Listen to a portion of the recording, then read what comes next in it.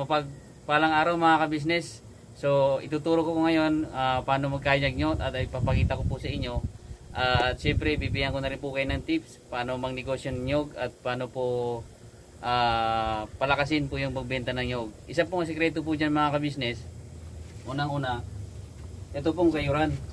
Pangalawa po, may pigaan din po kayo dapat kasi po mas maganda po kapag nagbenta kayo ng nyog, mas maganda kasi na libre na yung piga. Kasi may mga customer lalo na busy na po sila, wala na po silang time magpiga-piga pa. Kaya ang ginagawa namin dito sa tindahan ni Ka-Business, dito po sa amin, nilibre na po namin yung pagpiga para mas mabilis po. Kaya mas mabilis po yung bintahan namin dito at malakas po yung bintahan namin ng nyog mga Ka-Business. So ayan, ipakita ko po sa inyo ngayon paano magkayod at paano magpiga. Tara, samahan nyo ako. Huwag nyo i-scroll para makita nyo ang sekreto at paano mabenta yung nyog nyo pag kayo ng negosyo. Tara, samahan nyo ako. So may sekreto din to mga ka-business, no? Hindi lang po kayo basta-basta hawak dito dahil itong kayuran na to, nakakasugat po ito. Pag malas-malas po, pwede po matuputol yung daliri nyo pag nagkamali po kayo. Kaya pag hawak po kayo ng nyog, halimbawa may kayuran na po kayo, tuturuan ko na po kayo para meron na po kayong idea kapag nagnegosyo po kayo ng nyog. Kailangan po hindi lalagpas po yung daliri ng ganon.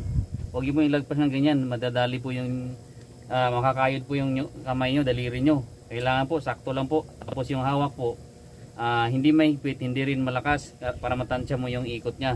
Tapos po ang ikot po nyan pag ganon, lalabanan mo po yung ikot ng kayuran. So ngayon pasasampulan ko po kayo sa mga ka-business, papakita ko po sa inyo paano magkayod.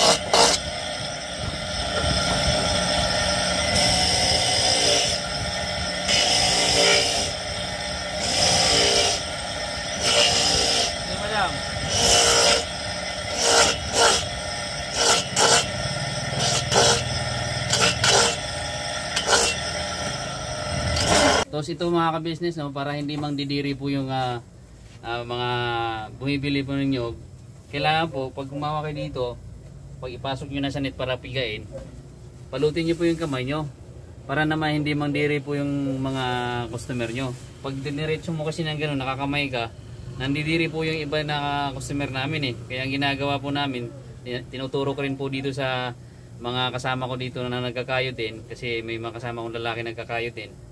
Kailangan ibabalot po yung kamay para naman malinis tingnan. Tsaka hindi lang din po yun, yung hygiene po kailangan malinis. Hindi po yung basta-basta kakamayin mo na lang dito. Nakakadiri po yung paano po lalaki galing sa CR, umihi, ito ganyan, galing na dumi. So parang pangit po pakinggan o di kaya hindi po malinis tingnan. Kailangan po nakabalot yung kamay. Tingnan nyo po. Yan. Kailangan nakabalot mga ka-business. Nakabalot mo yung kamay mo para malinis po. At syempre, pipigain na natin yan mga ka-business, no? Papasok natin dito sa net. At syempre, balik ulit.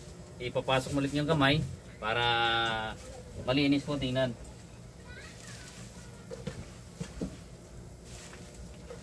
Pero na lang kung ikaw nagkayod sa bahay, pwede naman, madalas naman sa bahay kasi yung mano-mano kakamay ng piga ng ganon. Pero siyempre dito kailangan malinis yung hygiene, malinis po tingnan yung process po ng pagpiga at saka paglagay po rito sa net. Kailangan po malinis tayo tingnan sa mga customer. Kaya po yun po yung sikreto dito, kaya malakas po yung nyug namin dito mga ka-business, no? Kasi kailangan yung proper hygiene, kailangan po malinis. Saka kailangan din po yung pigaan saka yung kayuran malinis din po. Yun po lagi ko sinasabi sa mga kasama ko rito. Kailangan po bago nyo iwan dito, kailangan walang kalat, malinis tingnan. Kasi yung mga customer, siyempre kahit papano nasa middle class naman tayo dito, kailangan po malinis tayo. Kaya yun mga ka-business, tingnan nyo, pipigain na natin yung nakayod natin kanina. So ito po, dalawang piga po ito. May puro, may pangalawa. So yung puro po, yun po yung tinatawag nakakanggata. Yung pangalawa naman, yun na po yung may tubig na halo. Mamaya po makikita nyo po, bubuhosan ko po ng tubig yung pangalawa. So ito po una, ito yung pong purong-puro na gata.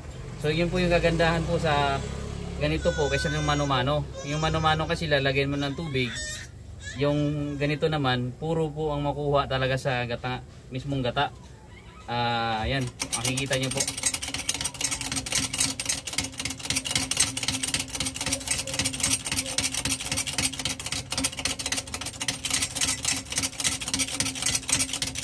So medyo matagal nga lang siya kasi siyempre iangat pa yung jack. May proseso po talaga, medyo matrabaho ng konti pero okay lang yan dahil mabenta naman. Ayan po, tumutulo na po yung mismong purong-purong gata mga ka-business, no? Yan po yung tinatawag nakakanggata, yung galing talaga sa puro po niya na gata. Sa nyug po talaga galing na gata. Hindi po katulad nung kinakamay, yung sa bahay lang, inipiga mo ng ganon. Yan po, purong-puro po talaga siya.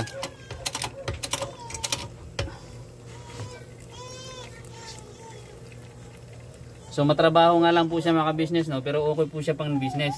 Kasi tulad po namin dito, lalo pag Sabado ngayon. Ngayon Sabado po. Kanina nagkayod po ako ng marami dahil dalawa lang po kami ng kasama ko. 15 po na piniga ko na nyog, 15 na buo. Bali piniga ko siya, tag 30 ang isa. Saglit na po naubos. Tapos nagpiga na naman ako ng 5. Naubos, tapos 5 na naman ulit. Tapos meron pang isa dito na kanina. So siguro mga nakaubos na kami ngayong araw ng umaga pa lang, 50 piraso. So ganun po siya kabilis mabenta dito mga ka-business, no?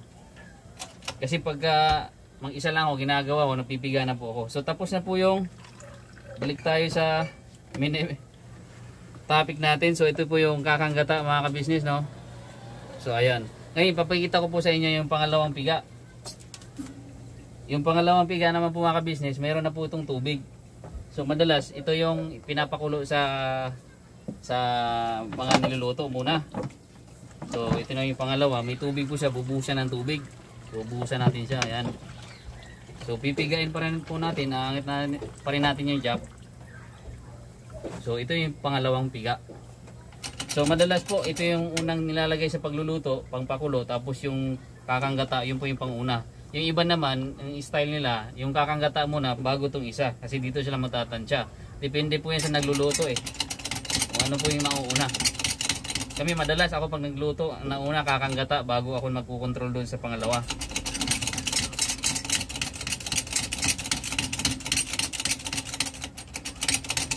So kailangan lang po isentro po yung ano, isisentro lang po sa gitna yung sapal na binalot na ng net.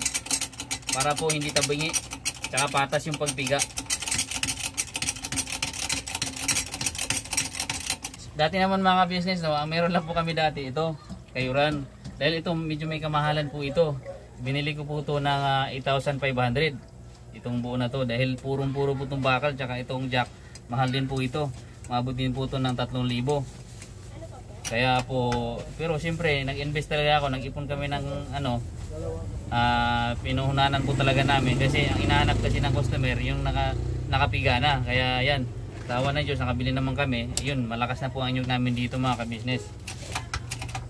So ayan mga ka-business, oh. So tapos na tayo mapiga, yung pangpuro tsaka yung pangalawa.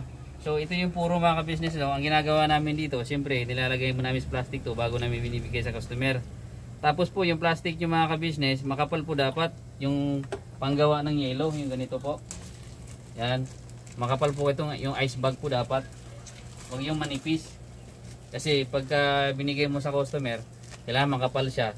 Tapos nasama sa mga gulay-gulay yung binili nila, kailangan hindi mabutas. Kaya ang ginawa ko yung makapal na plastic na binibigay ko.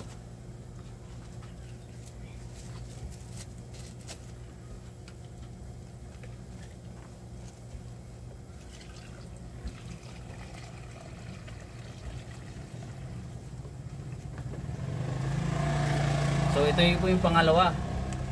So mas marami po yung pangalawa kaysa kakanggata. So ito yung puro medyo brown. Ito yung medyo maputi na napusyaw na may kasama na pong tubig na pangalawang gata. Pangalawang piga, sorry. So ayan, tapos na po tayo mga ka-business. So, sana marami kayo natutunan at may nagkaroon kayo ng idea pag nagnegosyo po kayo ng nyog. Kailangan po meron kayong pigaan, meron kayong kayuran, para po mas mabilis po makabenta at marami kayong customer. Kasi ang customer po ngayon, gusto nila instant na, gusto nila mabilisan na lang, kaya para mabenta, bili po kayo ng ganito. Kaya thank you mga kabisnes, no? Sana marami po kayo natutunan at sa konting idea po, nagkaroon kayo ng idea na para idagdag niyo po sa negosyo niyo kung gusto niyo po yung ganito. Kaya thank you po sa panonood mga kabisnes, ingat po kayo palagi, God bless po, bye bye.